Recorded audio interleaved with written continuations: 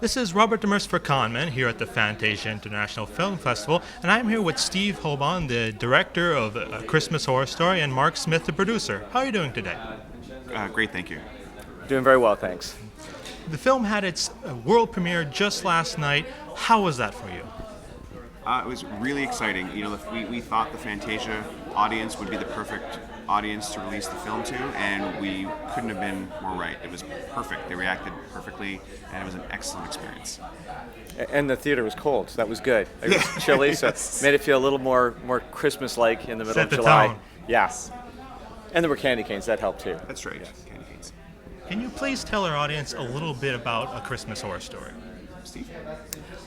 Christmas Horror Story is a heartwarming Christmas movie that takes all of the traditional things that we know and love about Christmas and twists them until they burst with blood. And it's scary, but it's mostly fun. It's a fun movie that takes place on Christmas Eve in this town of Bailey Downs, and follows several different characters that get into some really horrific misadventures.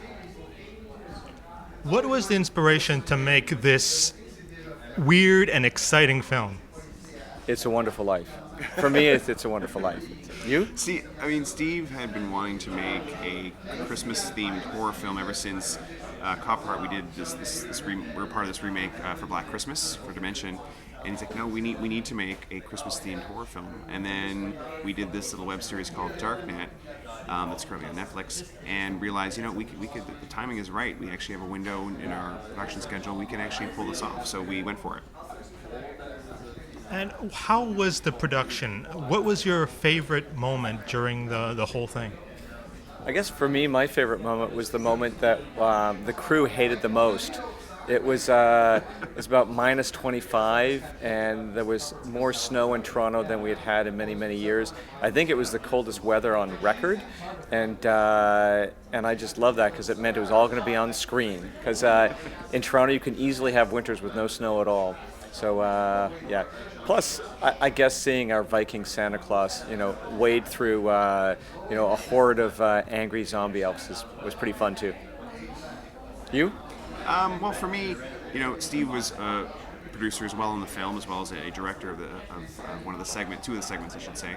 And I'm used to seeing Steve on set as a producer, be calm and collected, but often it doesn't look like he's having that much fun, because as a producer, it's rare to have fun on set. Steve had so much fun, and vicariously for me to watch him as Santa Claus is slicing an elf head through a paper cutter, and he was laughing his head off, before he could yell cut. It was perfect. It was pretty funny. Yeah. Yes.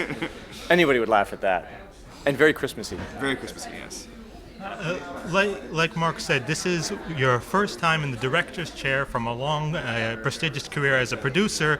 How was this taking this new role in a production? Well, I found it to be surprisingly easy, and now I know when I work with directors in the future, they're in trouble, because I know directing is a lot easier than producing. Producing's hard work, you directors. The hard thing is to produce. Actually, it wasn't that hard a transition, because I've been fortunate enough to work with a lot of really good directors who have been very collaborative. So the work that I've done as a producer has been very hands-on from a creative point of view, working with directors and often being the second unit director. So it wasn't that much of a leap, but it was different. It's a different kind of fun, for sure. Having chosen many of the people you've worked with in past projects, was this working on this film kind of a family reunion of sorts? That's actually a great way to put it. It kind of was, because we just worked with our writers, almost all of our writers, on the web series Darknet. And for the directors, in some ways it was a callback to the Ginger Snaps films, because Brett Sullivan, who directed Ginger Snaps 2, he edited Ginger Snaps 1, Grant Harvey, who directed Ginger Snaps 3, and at one point, earlier in the process, John Fawcett was who we were hoping to get to direct the Santa Claus story, but because of that crazy Orphan Black show, he was not able to. And then using Bailey Downs as the setting for our film, for fans of the series, fans of the films know that's from Ginger Snaps. So, yeah. Having to juggle these four stories, did it get overwhelming at any point? No, in fact, we had originally 5 stories plus the William Shatner storyline. So originally there was really 6 if you include Shatner, and we took one out just simply because there were too many. They couldn't fit in. And a little bit of a tidbit, that story that we took out, we chose to take that one out as opposed to any of the other ones because that one was something we looked at and said this could easily stand on its own as a feature film. So we're now going to start shooting that movie this winter. And that's the title of the movie is Winter. And David Hayter, who wrote and directed Wolves, a movie we did a couple of years ago, and also wrote the X-Men movies, the first 2 X-Men films, and Watchmen and Scorpion King and other big movies, is co-wrote Winter and is going to direct it. Now, having made this film, do you view the holiday season in a new light? Personally, no. I've always, to me, the film, yes, it's scary and it's terrifying, but it's still a lot of fun. And to me, Christmas is all about fun. I have 2 kids, so no, it's perfect. Yeah, I think that's the right way to say it. I mean, Christmas is about fun, and this movie is about fun. It is scary, but for us, being scared is fun. That's people who like horror movies, that's what it is. So, and it is, I mean, it does kind of put you in the Christmas spirit because it does have lots of Christmas carols in it, and it's got Christmas trees, and it's got Santa, and it's got elves. It just goes in a slightly different direction from most Christmas movies. Slightly. And finally, do you think now that this film is out, you'll be looking towards maybe a Hanukkah-themed sequel? That's a great idea. I like it. Yes. I like it. Yeah, we actually have talked about hitting other holidays, but our main goal now will be to do a Christmas Horror Story 2. So that's the main goal. Yeah. And you have ideas already rolling around for that one?